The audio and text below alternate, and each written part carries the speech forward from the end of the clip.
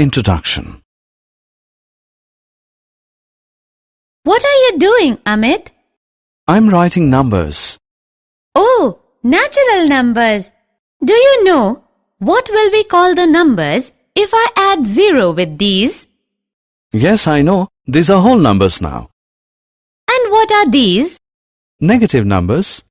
Yes, these are negative numbers. And the collection of all these numbers is called integers. Interesting. Do you know there are numbers like rational numbers and irrational numbers as well? What are those? Come, let's learn about them. Objectives. At the end of this lesson, you will be able to define integers, rational numbers, and irrational numbers. Locate irrational number on the number line. Find the decimal expansion of real numbers. Represent real numbers on the number line. Add, subtract, multiply, and divide the real numbers, and state laws of exponents for real numbers. Numbers on number line. On a number line, numbers 1, 2, 3, 4, and so on are called natural numbers. The natural numbers are denoted by the symbol n. If we include the number 0 with the natural number, then the numbers are called whole numbers. The whole numbers are denoted by the symbol w. All these numbers together with these negative numbers are called integers. The integers are denoted by symbol z. Rational numbers. Now if we see between the numbers 0 and 1 or 1 and 2, we will see numbers like 1 by 4, 3 by 4 and so on. The collection of these numbers is called rational numbers. Rational numbers are denoted by the symbol q. Rational numbers are written in the form p by q, where p and q are integers and q is not equal to 0. Is 2 a rational number? Yes, 2 is a rational number because it can be written in a form p by q, and here q is 1, which is not equal to 0. In the same way, 10 minus 25, etc. are also rational numbers. Therefore, we can say that the rational numbers include natural numbers, whole numbers, and integers. Example. Let's now learn how to find rational numbers between the two given numbers. The given numbers here are 1 and 2. Say 1 is r and 2 is s. To find the rational numbers between r and s, we have to add r and s and divide the sum by 2. So we get 1 plus 2 is equal to 3 by 2. Therefore, the rational number between 1 and 2 is 3 by 2. Similarly, the rational number between 1 and 3 by 2 is 5 by 4. Irrational numbers. You must be wondering if there are such numbers which are not in the form of p by q. Yes, there are numbers which cannot be written in the form p by q. Those numbers are called irrational numbers.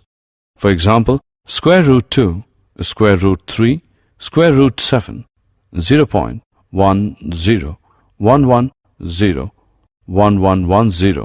11110, so on, pi and so on.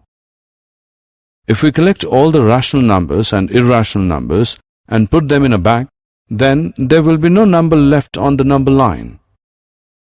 And we call this collection as real numbers.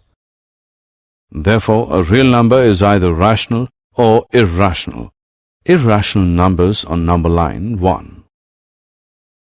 Now we will learn to locate irrational number on a number line.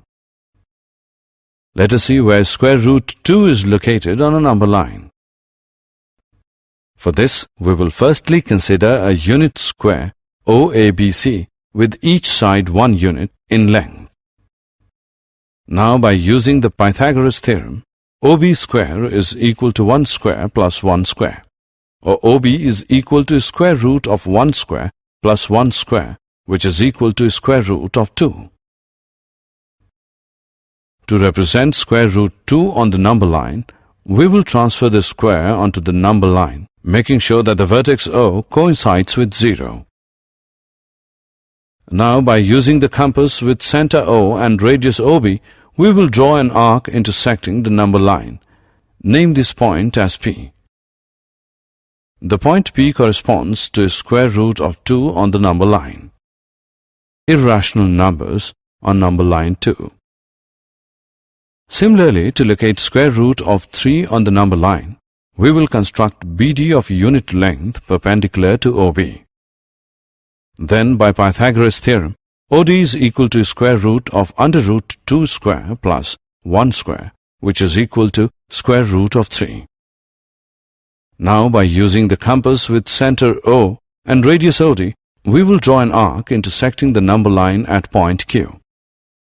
The point Q corresponds to square root of 3 on the number line.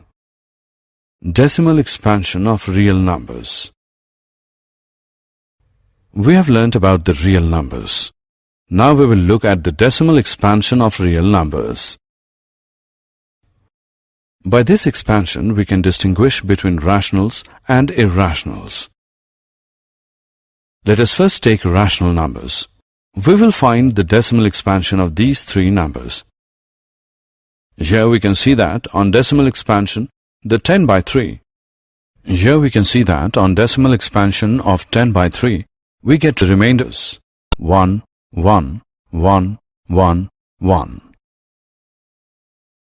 Similarly, the decimal expansion of 7 by 8 gives remainders 6, 4, 0. And remainder of 1 by 7 is 3, 2, 6, 4, 5, 1. Decimal expansion of real numbers too. Did you notice something here in all these examples? Notice that here the remainders either becomes 0 after certain stage or starts repeating itself. Let us go through these cases one by one. Case 1 is if the remainder becomes 0, then the decimal expansion ends after finite number of steps. The decimal expansion of such numbers is terminating.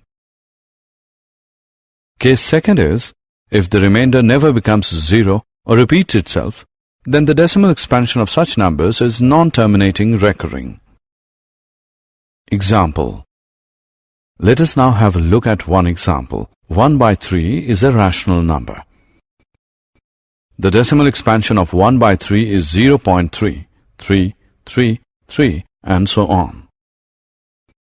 And we can see that 3 is repeating here.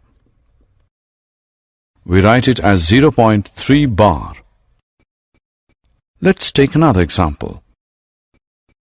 Decimal expansion of 1 by 7 is 0.142857, 14285, and so on. Here 142857 is repeating. So we can write it as 0.142857 bar. Hence, if a number is rational, then its decimal expansion can either be terminating or non-terminating recurring. In other words, if the decimal expansion of any number is terminating or non-terminating recurring, then the number is rational number. And what do we call the numbers whose decimal expansion is non-terminating, non-recurring? Those numbers are irrational numbers. For example, square root of 2, pi, etc. Representation of real number on number line. We now know that every real number has a decimal expansion. That decimal expansion helps us to locate it on a number line. Let us locate 2.665 on a number line. We know that it lies somewhere between 2 and 3. Imagine to divide it into 10 equal parts.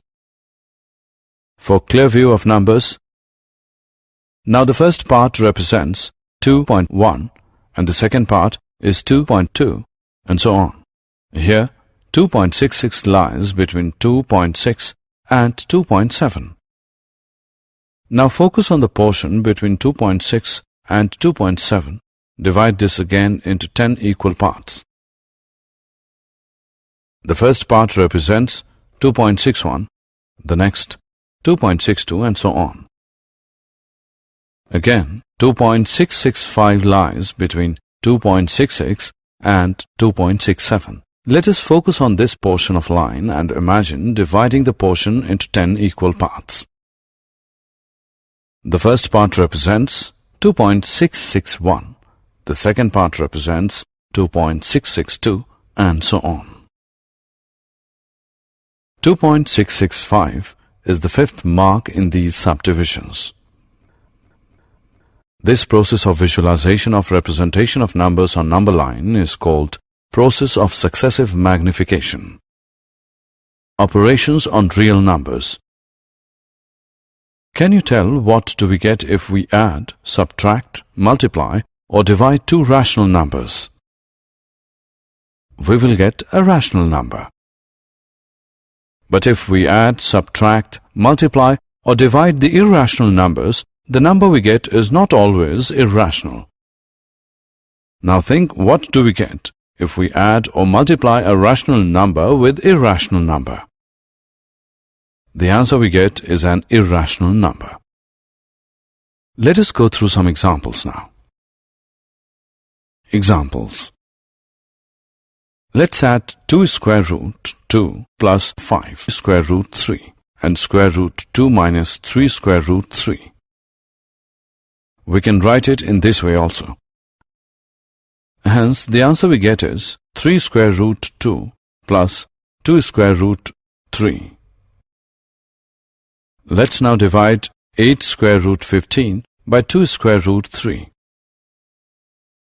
We will write it in this way. We can write 8 square root of 15 as the product of 8 square root of the 3 and the square root of 5. Hence, the answer we get is 4 square root of 5. So from these examples, we can conclude that the sum or differences of a rational number with an irrational number is irrational, and the product or quotient of a non-zero rational number with an irrational number is irrational. Identities. Now let us go through some identities related to square root. Let a and b be two positive real numbers. Then square root of ab is equal to square root of a into square root of b.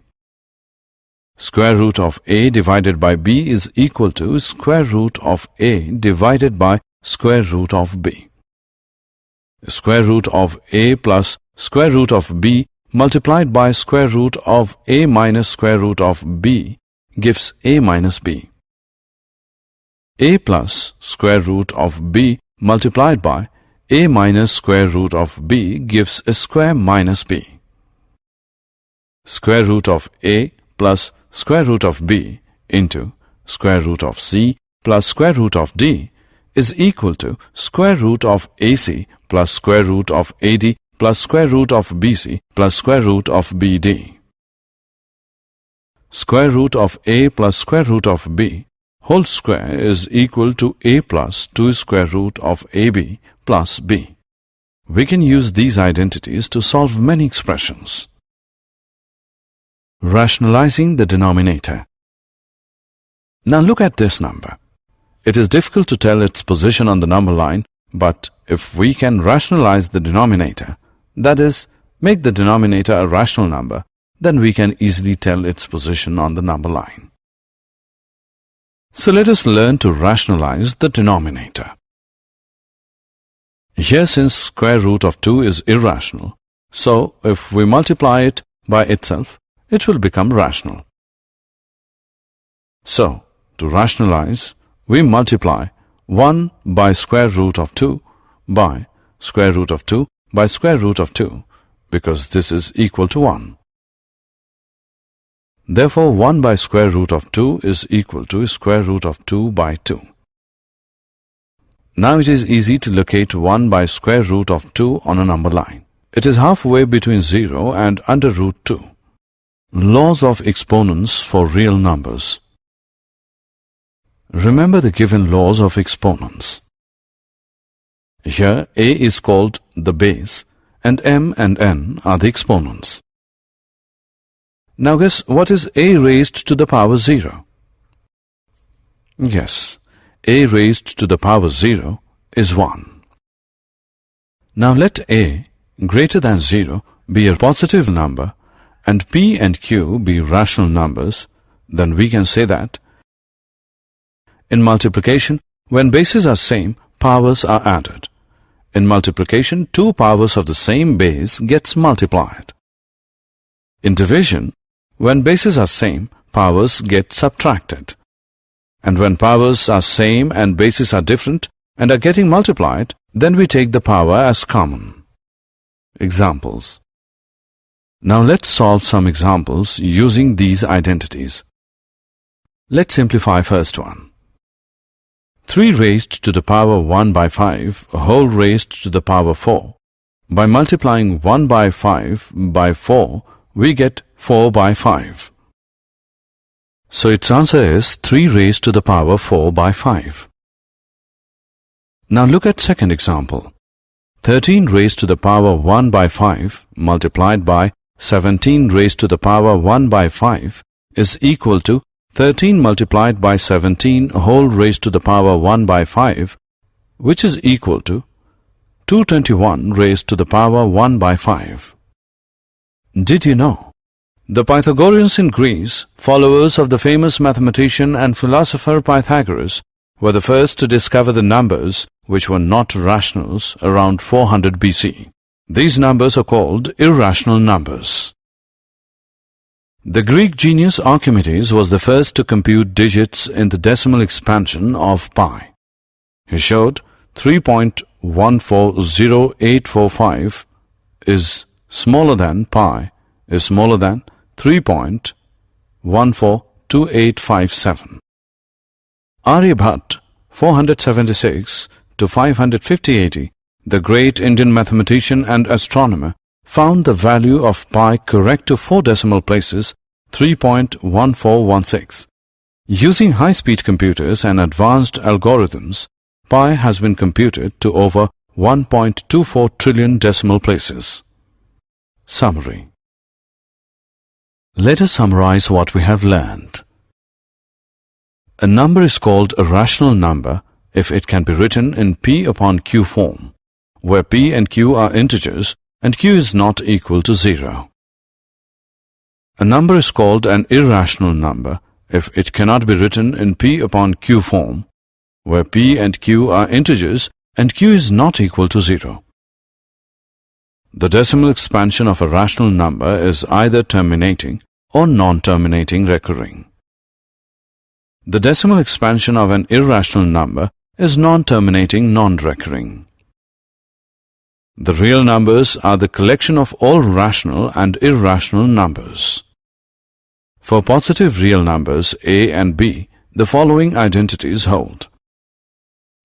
To rationalize a denominator of 1 upon under root a plus b, we multiply this by under root a minus b whole upon under root a minus b, where a and b are integers. Let a is greater than 0, be a real positive number, and p and q be rational numbers, then